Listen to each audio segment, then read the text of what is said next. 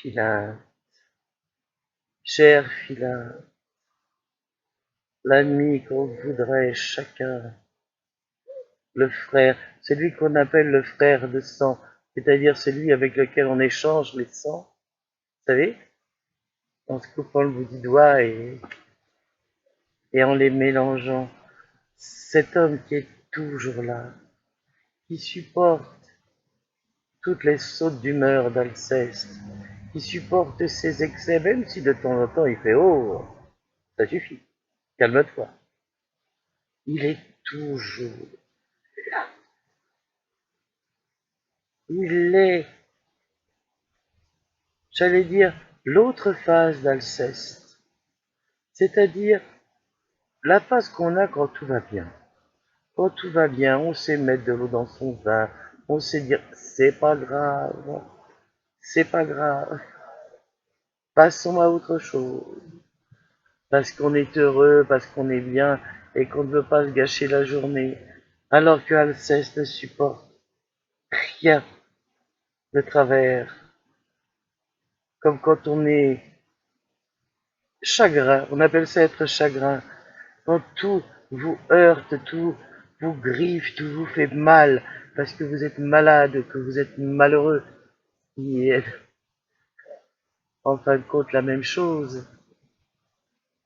Et ben Philinte, lui, c'est le côté solaire et le côté subtil, lucide, car il est aussi lucide qu'Alceste. Je vois 100 choses tous les jours qui pourraient mieux aller suivant un autre cours. Effectivement. Mais il sait que ça ne sert à rien qu'à se faire du mal, que de partir toujours en guerre pour ceci, pour cela. Il a vécu comme Alceste, ils ont à peu près le même âge, mais il a pris les choses différemment. Il les a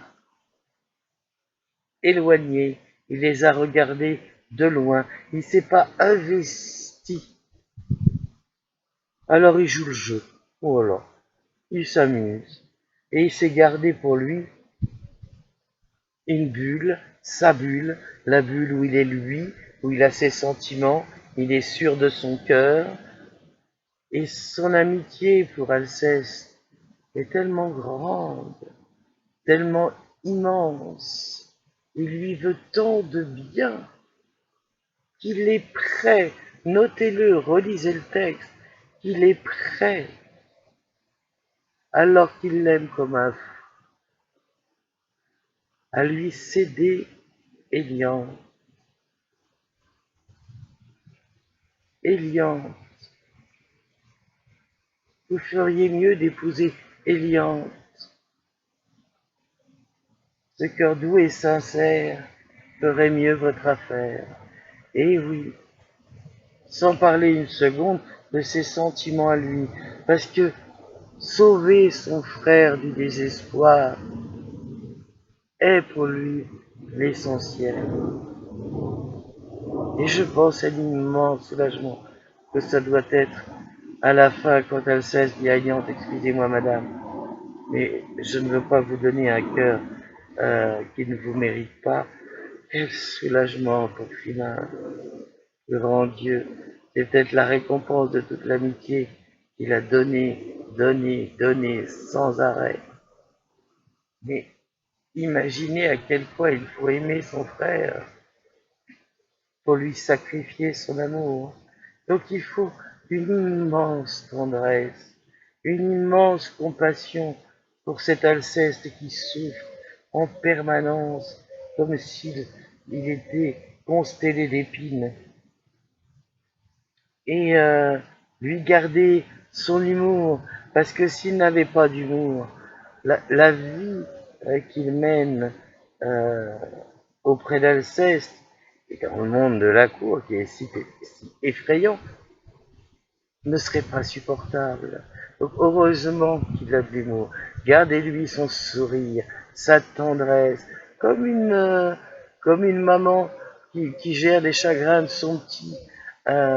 Oui, ça, il arrive des choses drôlement importantes, sachant très bien qu'avec l'âge, ce seront que de petits soucis, mais toujours prendre les choses au sérieux au moment T. Donc il a ce recul paternel, maternel, le sourire. Il est là pour envelopper Alceste, pour l'empêcher d'aller trop loin dans sa folie, pour l'empêcher de s'attirer d'autres ennuis. Il lui faut vraiment un cœur énorme à ce filin. N'en faites pas un homme de cour ou un homme un peu sec. Non, je crois vraiment que le misanthrope